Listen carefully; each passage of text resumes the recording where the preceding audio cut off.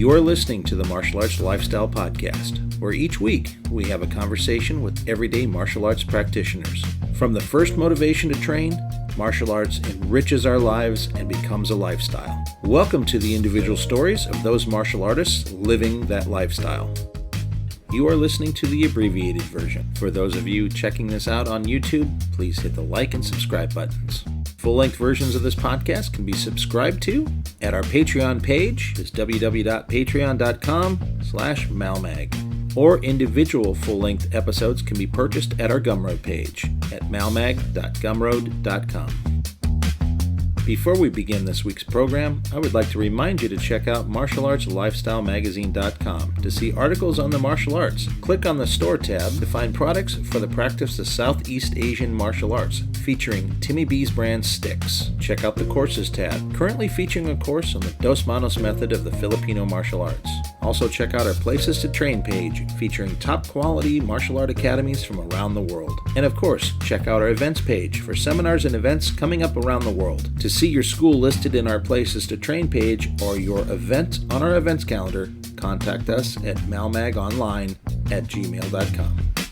This week I get on Zoom and I connect to New York City again, and I talk to my good friend Phillip Cruz. We talk about how he got interested in martial arts from watching hours of martial art films on VHS as a kid in Puerto Rico, growing up in a rough neighborhood of the Bronx, and how the heroism of Bruce Lee helped his mind, knowing that Jeet Kune Do was the art that he wanted to study, always wanting to teach and opening a school, finding his balance in teaching from kids to adults, and much more.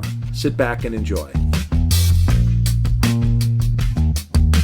Welcome to the Martial Arts Lifestyle Podcast, and today I'm using Zoom and I'm connecting to New York again, and I'm talking with yet another one of the, what I'm going to call just kind of an amazing large group of martial artists from New York that I get to see every year, once a year. There's probably like 5-6 major schools there that I get to see a lot of people from, and this gentleman's just another in that large group of people that I enjoy kind of being able to hang around with once a year. And usually I see this gentleman in August at the August instructor camp. And I've been trying to twist his arm to get on here for a little bit. And he made some time. And I'm looking forward to talking with Mr. Phillip Cruz. Thank you for joining me today. Thank you, great time. Absolutely. So let's just kind of start at the beginning. How did you get involved in martial art training? It's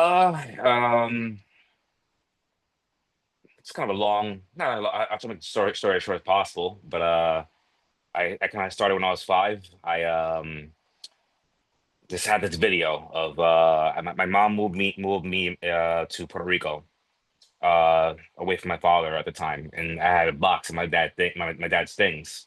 So one of the things I had was the videos of like Bruce Lee was like Enter the Dragon. Remember back in the day, you used to have the VHS tape. You can have like 6 hours of movies. So it was it was like 6 hours of back-to-back Bruce Lee movies. Oh, So wow. I used to go, I used to watch it, almost every day, and it was a lot.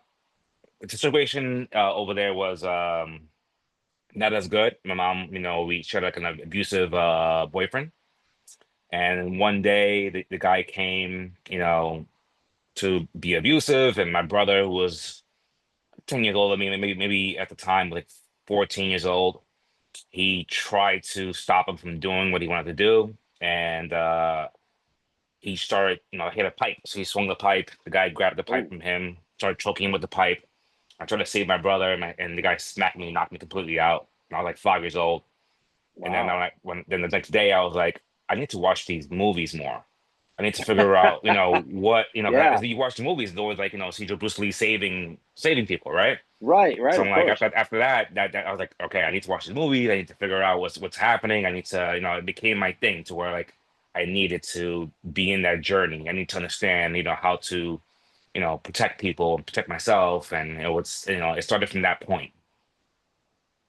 Wow, that's pretty interesting. I mean, I'm sorry to hear about obviously the abuse, and it's an unfortunate, I think, unspoken like elephant in the room with a lot of people, right? It's a lot more prevalent than we think when it comes to these kinds of things with domestic abuse and that. But I'm glad that you were able to find a thing that would give you some hope there I think as kids we like watching heroic stories, and this kind of being a bit of a vehicle. So did you just sort of practice by emulating what you saw in the films, or were you able to find a school to learn in? Well, I think in the beginning, it was all like in film stuff, watching the stuff over the movies over and over again. Eventually, I came back to New York, and then life wasn't as easy here either. Like it was a lot of like, I grew up in a really bad, in one of the worst neighborhoods in the Bronx, Hunts Point, it's the South Bronx, and a lot again, more violence, more of those things happening. And as time went on for survival, I was like, I need to figure this out. Like, 'cause it's in my brain since I was 5.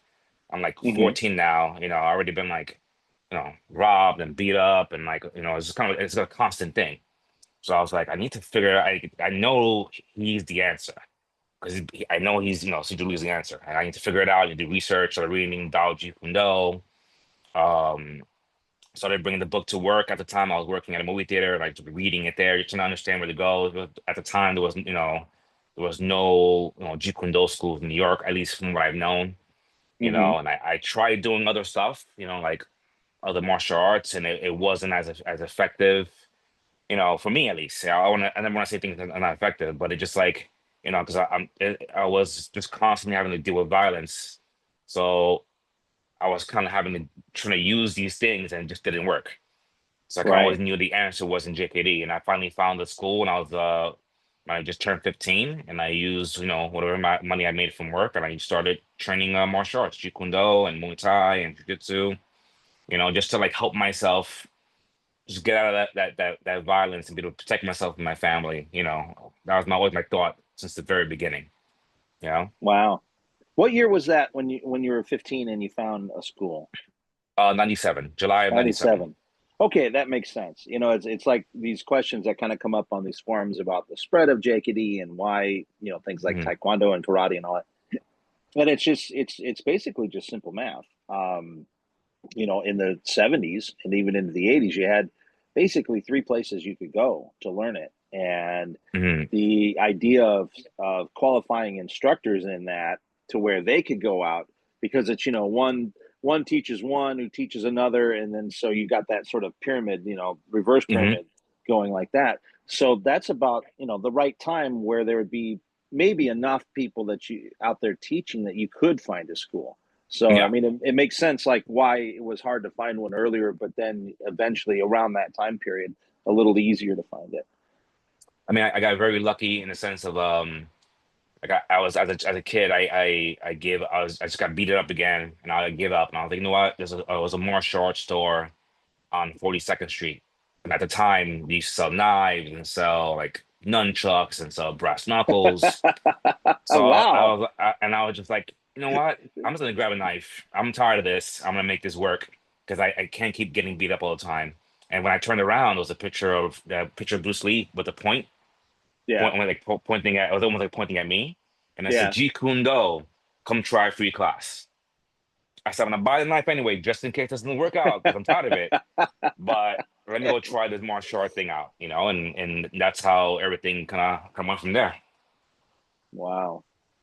That is really interesting. It's even scary for a guy like me to hear the level of violence you were dealing with at such an age. I had a few bullies in school, but that really didn't even pick up till middle school. When Hmm. boys start getting their hormones and acting like idiots, Hmm. kids would tease each other a little bit in grade school, but there wasn't really a lot of physical beating on each other. I can't remember fights in grade school at all, to be honest with you. Hmm. Maybe kids wrestling, but not like where they're really looking to hurt each other. Middle school, little different story, but even that, where I grew up, was not so volatile, and that's what pushed me into martial arts was actually Hmm. trying to deal with bullies, but not like the level of violence you're talking about. So that's really a very eye opening thing for me to hear that you would be in that situation, and then I can understand too why you're looking at, say, a traditional martial art class, and you're getting in there and they're showing you a few things and you're needing it like right away when you walk out the Yeah. door. Yeah. And Hmm. so I can see where that you're going, okay, this isn't helping. Yeah. Because I mean, even something really practical like boxing or wrestling, it does take some time to develop the skill. So, I think kudos to you for the fact that you still continue to look for something, knowing, you know, or trying whatever it was you were learning at the time, and then having it potentially fail on you right in the Hmm. immediate laboratory. But you still sought it out. I mean, that's a pretty good drive, I think, that you had there. I always figured I always knew the answer was no, under Bruce Lee. Like Dan was there. Like I watched the video, and again, it's him like protecting himself and like getting involved and like protecting people. That's how everything started, with him and most of the movies. Like always trying to save somebody. Right, So I always, all my life, I was just like, the answer's there. I just need to keep looking. I just need to keep looking. I'll find it. And, it was no choice. Like it's the violence didn't stop. It was like learning how to deal with it, how to manage it, and how to kind of keep going through with it. Even though it was difficult. But I think by the time I hit like 15 years old, I was already at my limit, and I was like, I need to do something. You know, I need to figure this stuff out. I need to feel safe. That's right, one of the huge things for me. Like, I need to feel safe. You know, right, so that took me a long time to get to that point. To where I can feel. I even now to this day, it's 28 years later, and I still have issues where I don't always feel safe. right. Even to sleep. Like, I have a 115-pound cane corso, and I sleep. He sleeps with me in the bed because Wow. it makes me feel safe. Even though I would never, like, I would probably jump in front of a dog for him, Right, but just knowing that he's there and he has his big right, ears and he looks scary and like just trying to find that safety net just to feel safe. right. Well, I like it. He's a big live teddy bear. I like it. Yeah, yeah, oh yeah, yeah. Definitely a big live teddy bear. Very lovable. Very, he doesn't know his weight. He'll just sit in your lap and you're like trying to watch TV and he's like Yeah. this tall, crushing your legs, and you're like, do you mind just like lying over there, please? And then space. Oh my God. Well, I think it's probably obvious I'm a big dog lover. So, Yeah. I love that story already. It's fantastic. Mm. So, I mean, 15 years old, pretty interesting crossroads, right? And so I'm thinking in the area that you grew up in and were dealing with all this, that gangs were a situation as well. So was that Yes. ever a consideration, when you were looking at safety? Because I know that drives a lot of young people that direction a lot of times, is this idea of safety or belonging to something. Was that ever a consideration, or did you look at that and say, no, that's not a direction? It was definitely a consideration. Even, the area I lived at, even the cops were kind of like a little dirty. One time I got my bike stolen, so I called the cops, Yeah. right? And I told the cops, I said, "Hey, I got my bike stolen. Can you help me?" He goes, "Are you Spanish? Are you Puerto Rican?" I said, "Yeah." He goes, "Why don't you just join the Latin Kings? They can help you." I was like, "I'm Wow. calling you guys. Like, I need your help." He goes, "We'll make a report if you want, but you're better off like join Latin Kings, like a New York gang, a Spanish gang. You better off joining those Wow. gangs to keep you safe." And this is from the That- cops. That's crazy. The biggest recruiter for the gang is the cops. Yeah, it was ridiculous to me. It was one of those moments in my mind that always stood with me. And then as I Yeah. got older, my brother told me, he goes, "You'll need to," because I talked to him about it. I was like, "Hey, this is what happened with the cop. This was happening. What do you think?" He goes, "You'll need a gang, just like get like three of your closest friends, and you guys just become this. You don't have to do anything crazy because a gang will always pull you to do things for them, which Right. can ruin your life. If Right. you Right. have like three friends that you care about and you guys care about each other, you wouldn't do that for each other. You wouldn't do that Right. to each other. But if things happen, at least you have each other to back each other up. And I Right. kind of like follow that mentality. Like, cool. I'm gonna just get my three closest friends. We're gonna be tight, and then that'll be more of what will work. Then I never really wanted to be part of a gang. But it's Right. when you see like a cop telling you to be part of a gang, it's like, okay, Wait a so second. what Yeah. can I do? Like I'm not too sure. Yeah. So it Wow. was strange. I believe it. It's interesting, but I believe it. Just Mm. kind of knowing a little bit about the setup of it out here, even as well, but doesn't surprise me. Yeah, but the advice that you got was, I think, pretty good. You know, the idea of building a community, a small community of those you Yeah. trust. So like a tribe, I think is the Yeah. best way to put it. When we look at social paradigms, you know, people use, I'm going to use the word, misuse the word tribal all the time when they describe Mhm. what they call bad behavior from people. Oh, Yeah. people are acting tribal. I said, no, I wish people were acting tribal. That means we'd take care of each other a Yeah. lot better if that were the case. I said, I think you're thinking clan, like a clan Mhm. social setup, not a tribe. The tribes are, you know, we can look at existing tribal people and they take care of each other pretty well, I think. Another thing, that advice made so much sense to me at the time. I was like, I don't want to be used to do bad things. I wasn't a bad person. Yeah, I always like to be a good person, but to be in those things, those gangs, you have to do bad things to get in those gangs, and then you can right. be told and put to do bad things. I didn't want to be involved in that. So when I got my advice from my brother to what to do, and it definitely helped because again, like if you have friends who love you, right? They're not Hmm. gonna push you in every mess, or not gonna Right. force you to be in every mess unless it's needed. So that helped me, a little bit through high school. But again, even in high school was just a very violent high school. There was things happening all the time. So it's just like it was a very, just the martial arts helped me keep me like I was always busy. Like, I'll get on the train and I'll go right to training right away just to make sure like I don't get caught up in any messes that were happening because that's I knew that I didn't want to be involved. That's not my life. Right. I had another purpose, and it's not this. It's Right. not to be not end up in jail. It's not to be somebody's, person to throw around and do bad things. I just had Hmm. this deep ingrained feeling about that.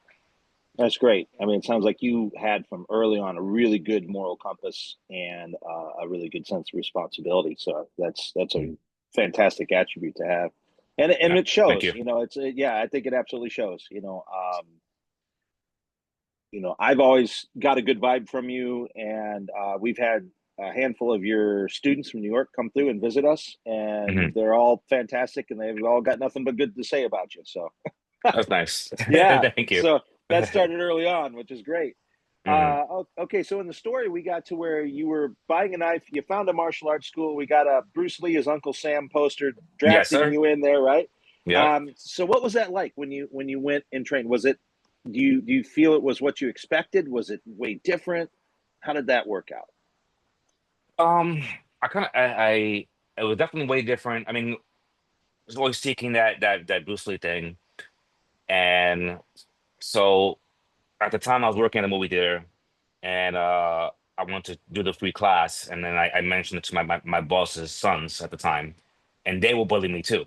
Like I'll clean the bathroom, they'll like throw me in the bathroom, they'll punch me in the chest, and like do all this crazy stuff, Jesus. and it was like constant pain in the ass of them. So I was like, look, I'm doing the martial art class, like we'll show up too, we'll go too. So I went my two boss's sons who used to be bullies and myself. And I think what sold it for me, like I was already, I came with money in my hand. I was like, I'm ready to, this is what I need. And like, no, you do the free Mhm. class first. I said, okay, here's my money now. I'll do the free class, but I need this. Like, I don't need no free class.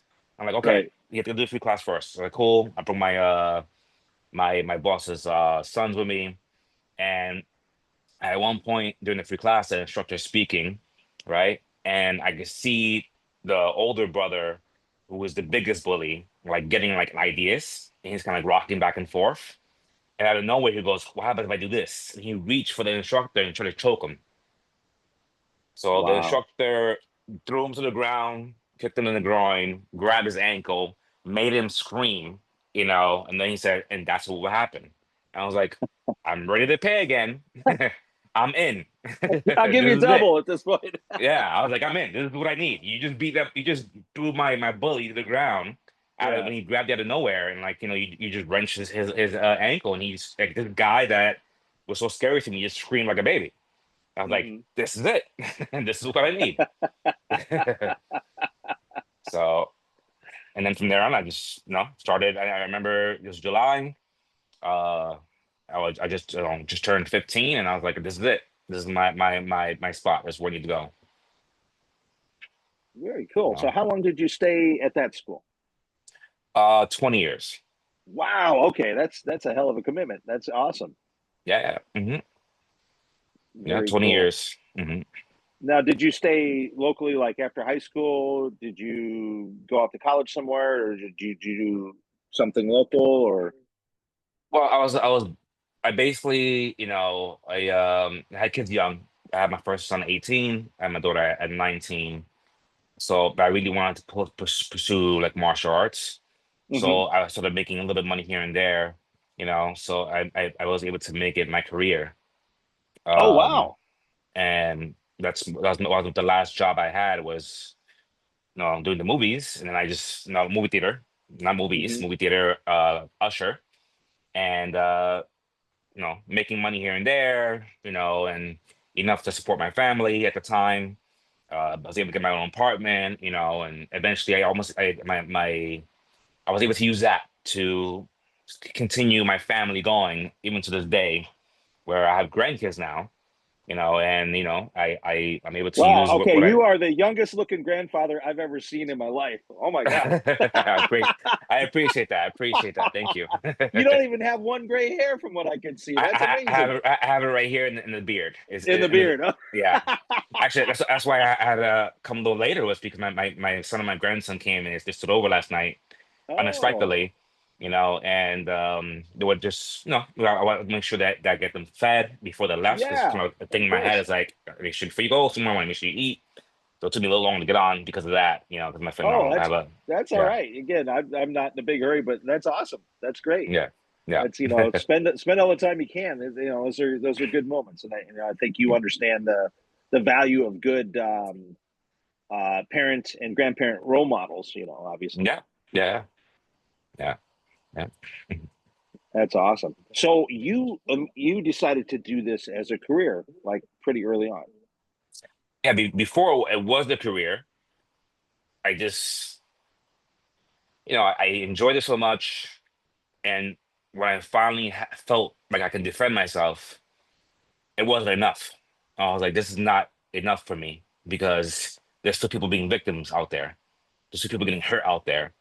So instead of, the only thing you can do is if you teach, you can teach people how to defend themselves. And then instead of being, everybody being nervous and scared or being in the situation that I was in, I can teach them how not to be in that. And not just one person, but like multiple. It's a journey. And this concludes the abbreviated version of the podcast. Please consider supporting the program by going to www.patreon.com/MALMAG and subscribing to the show. You can also purchase this individual episode or any individual episode at our Gumroad page. That's malmag.gumroad.com. Thank you for listening to this episode with Phillip Cruz. Next week, I connect to Arizona and I talk to my good friend Keith Kirkpatrick. Our Malmag online store at martialartslifestylemagazine.com has a full selection of Timmy B's brand sticks for FMA and Krabiker Bong. Timmy B's brand now selling in Japan as well. Beautiful Timmy B's brand shirts and Dos Manos shirts are available. We also have sarongs, malongs, and wooden training knives. An online course in the Dos Manos method for FMA is available under the Courses tab. More courses coming soon. Check out the Places to Train tab to find schools near you, and click on the Events Calendar page to see what seminars and events are happening all around the world. And of course, visit our main page for articles on the martial arts. Music by Arthur J. Martial Arts Lifestyle Magazine and the Martial Arts Lifestyle Podcast are trademarked and copyrighted by TNT LLC.